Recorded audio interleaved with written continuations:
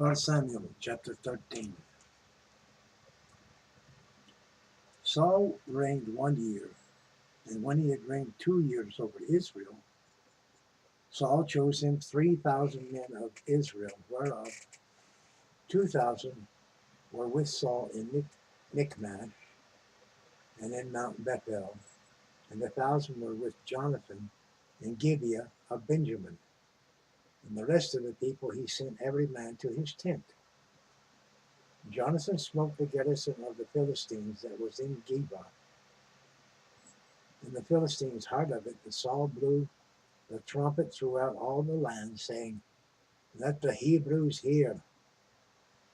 And all Israel heard say that Saul had smitten the garrison of the Philistines, and that Israel also was had in abomination with the Philistines, and that the people were called together after Saul to Gilgal.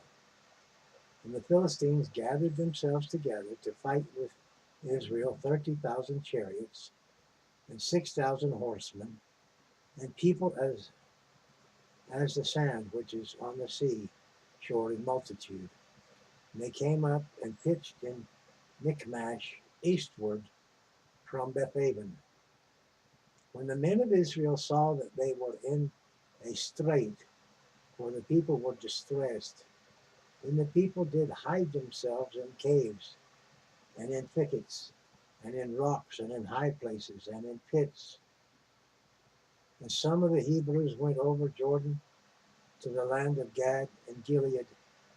As for Saul, he was yet in Gilgal, and all the people followed him trembling. And he tarried 7 days according to the set time that Samuel had appointed. But Samuel came not to Gilgal, and the people were scattered from him. And Saul said, Bring hither a burnt offering to me, and peace offerings. And he offered the burnt offering, and it came to pass that as soon as he had made an end of offering the burnt offering, behold, Samuel came, and Saul went out to meet him, that he might salute him. And Samuel said, What hast thou done? And Saul said, Because I saw that the people were scattered from me, and that thou camest not within the days appointed, and that the Philistines gathered themselves together at Michmash. Therefore said I, The Philistines will come down now upon me in Gilgal, and I have not made supplication unto Yahweh. I forced myself therefore, and offered a burnt offering. And Samuel said to Saul, Thou hast done foolishly. Thou hast not kept the commandment of Yahweh thy God, thy Elohim, which he commanded thee. For now would Yahweh have established thy kingdom upon Israel forever. But now thy kingdom shall not continue. Yahweh hath sought him a man after his own heart, and Yahweh hath commanded him to be captain over his people, because thou hast not kept that which Yahweh commanded thee. And Samuel arose and gat him up from Gilgal unto Gibeah of Benjamin. And Saul numbered the people that were present with him, about 600 men.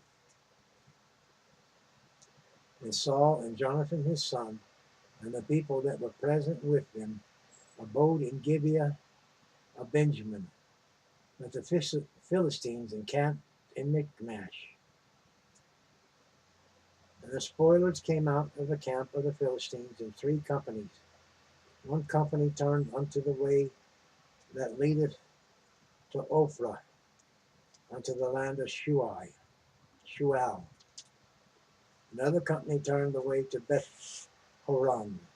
Another company turned to the way of the border that looked to the valley of Zeboim, toward the wilderness.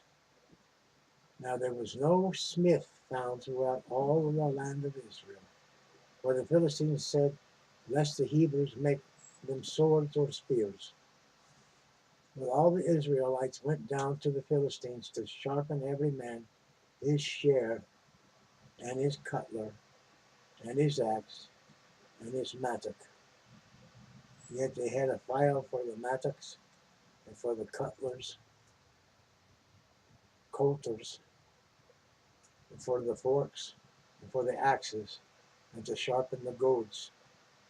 So it came to pass in the day of battle that there was neither sword nor spear found in the hand of any of the people that were with Saul and Jonathan.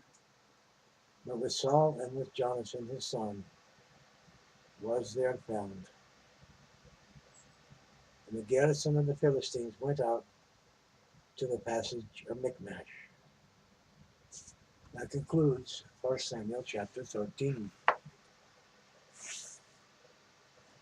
Sounds like Saul's in trouble.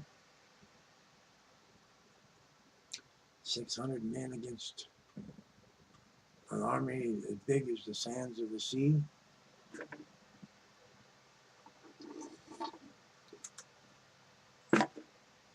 Well, thank you for viewing. What do you think? God has a way of turning things around.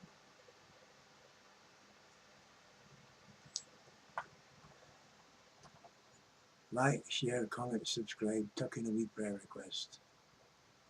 Make God your God. Surrender to Him, and you will be victorious. At least that's what I believe. Ta.